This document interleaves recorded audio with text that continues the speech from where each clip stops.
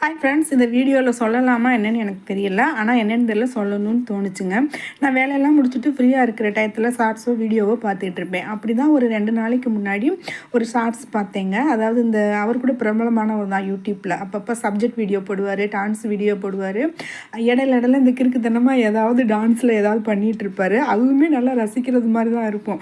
ஆனால் சில பேர் என்ன பண்ணுவாங்க, அவரை கமெண்டில் திட்டிகிட்டு இருப்பாங்க. இருந்தாலும் நல்லா தாங்க இருக்கும் அவர் பண்ணுற வீடியோஸ்லாம். 2 நாளைக்கு முன்னாடி ஒரு ஷார்ட்ஸ் போட்டிருந்தாரு. அதாவது அவங்க அப்பா இறந்து போயிட்டாங்க அப்படின்னு சொல்லிட்டு ஒரு ஷார்ட்ஸ் போட்டிருந்தாரு. அதை பார்த்தோன்னே எனக்கு ரொம்ப மனசே கஷ்டமாயிடுச்சுங்க. எனக்கு அந்த வீடியோ பார்த்தோன்னே அவங்க அம்மா தான் என் கண்ணு முன்னாடி ஞாபகத்துக்கு வந்தாங்க. உடனே எனக்கு மனசில் தோணுனதை அப்படியே கமெண்ட்டாக போட்டுட்டேங்க.